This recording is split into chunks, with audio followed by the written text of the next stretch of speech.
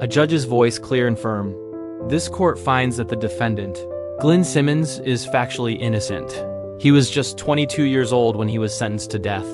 He would spend the next 48 years, 1 month, and 18 days in prison for a murder he did not commit. His case is now the longest-known wrongful imprisonment ending in exoneration in American history. 48 years. An entire life stolen. And the most terrifying part? He is one of thousands. The promise of the American justice system is simple. Innocent until proven guilty. But what happens when that promise is broken?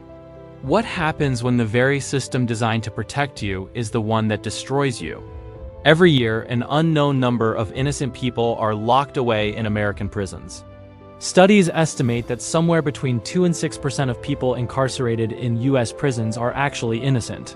That might sound small, but when you apply it to a prison population of millions, it suggests that tens of thousands of lives have been shattered by a catastrophic failure of justice. Since 1989, more than 3,600 people have been officially exonerated, cleared of all charges, after being wrongfully convicted. Together, they have lost more than 34,000 years of their lives behind bars. This isn't a story about rare mistakes or statistical anomalies. This is a story about a crisis fueled by official misconduct, junk science, and a culture that often prioritizes winning a conviction over finding the truth. We're going to look at how this happens, why it happens, and the devastating human cost of a system that is failing its own people.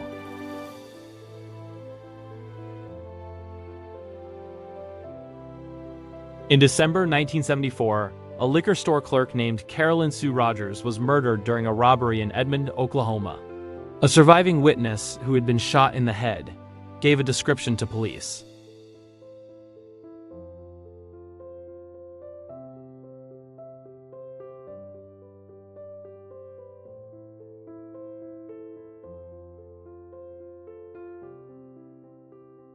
Instead, the prosecution built its entire case on the testimony of that single traumatized eyewitness.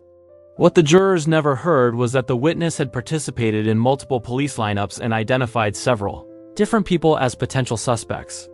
Key police reports detailing these conflicting identifications were hidden from the defense. Based on that manipulated and deeply flawed identification, Glynn Simmons and his co-defendant were convicted by an all-white jury and sentenced to death in 1975. Simmons' death sentence was later reduced to life in prison. For nearly 5 decades from behind bars, he never stopped fighting for his innocence. Hope finally emerged decades later when investigators uncovered the suppressed police reports. In July 2023, after 48 years, his conviction was vacated. And on December 19, 2023, a judge officially declared him an innocent man.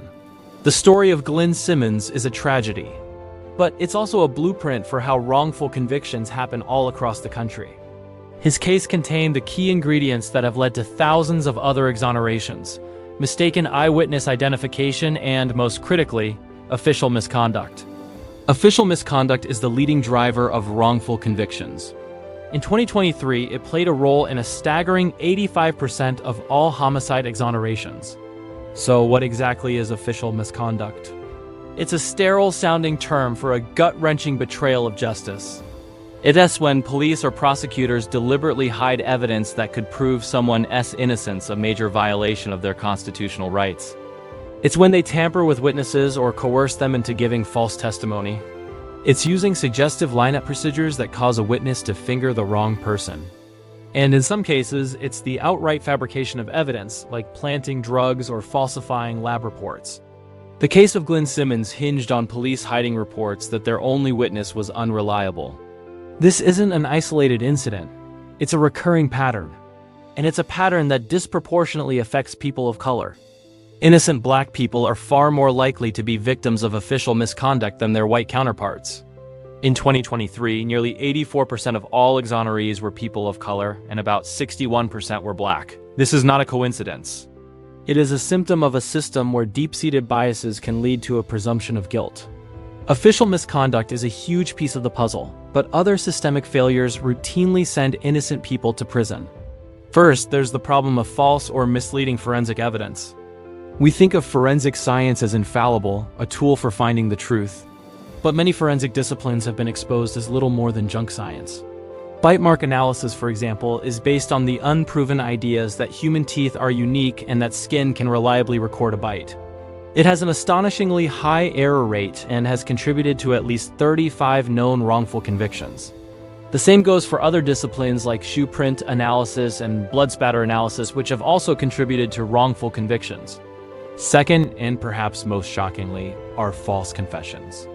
It seems unimaginable that someone would confess to a crime they didn't commit, especially something as serious as murder.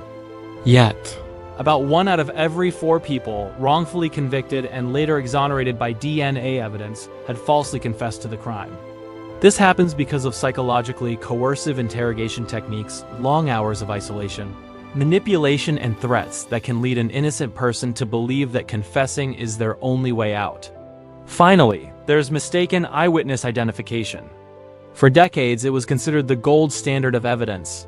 But research has proven that human memory isn't like a video camera. It's malleable, prone to suggestion, and notoriously unreliable, especially in high-stress situations.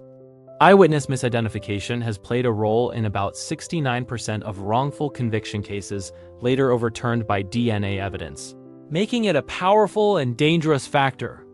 When you combine these elements, a system that pressures officials to secure convictions, flawed forensic methods, coercive interrogations, and unreliable eyewitnesses, you create a perfect storm for injustice. And often these factors don't exist in a vacuum. They compound one another until an innocent person's fate is sealed. For those trapped in this nightmare, the fight for freedom is a brutal, uphill battle. It often takes years, even decades, and the tireless work of innocence organizations and dedicated legal teams. Groups like the Innocence Project and the National Registry of Exonerations were founded to investigate these cases, uncover new evidence, and advocate for the wrongly convicted. DNA testing has been a revolutionary tool, providing scientific proof of innocence that was missing at trial. Since 1989, there have been over 375 DNA exonerations in the United States. 21 of those individuals had been sentenced to death. But DNA evidence is only available in a fraction of cases, typically sexual assaults and murders. For the vast majority, freedom depends on finding other kinds of evidence, often the very proof of official misconduct that was hidden in the first place. Conviction Integrity Units, or CIUs, are another source of hope. These are divisions within prosecutors' offices designed to review past convictions for errors. In 2023, these units, along with innocence organizations, were responsible for 63% of all exonerations, showing a move toward accountability in some jurisdictions. But it's not enough. The average time a person spends in prison before being exonerated is now more than 14 years. The day of exoneration is one of incredible joy and relief, but freedom is often bittersweet. How do you rebuild a life after losing decades? Exonerees re-enter society with almost nothing and no job history, no savings, and the deep psychological scars of their trauma. Many states offer some form of compensation, but the amounts are often wildly inadequate, and the process is difficult. For his 48 years of stolen life, the state of Oklahoma offered Glynn Simmons the statutory maximum of $175,000. He later received a separate $7 million settlement, but compensation varies dramatically by state. An exoneree in New York might receive an average of $6 million, while in Texas, only a third of exonerees receive any compensation at all. The system that took their freedom often fails to provide the support needed to reclaim their lives. They face huge challenges finding housing, employment, and mental health care. They have lost time with their families, missed seeing their children grow up, and must cope with the fact that the people responsible for their conviction rarely, if ever, face any consequences. The stories of Glynn Simmons and the thousands like him are a stain on the American justice system. These aren't just statistics. They are human beings whose lives were destroyed by a system that failed them at every turn. The people exonerated in 2023 alone lost a collective 2,230 years in prison for crimes they did not commit. The problem is not just a few bad apples.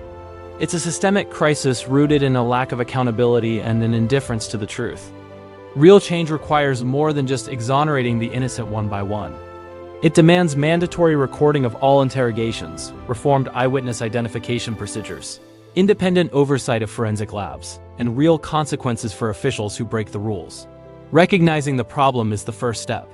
The stories of the wrongfully convicted have the power to open our eyes to the deep injustices happening every day.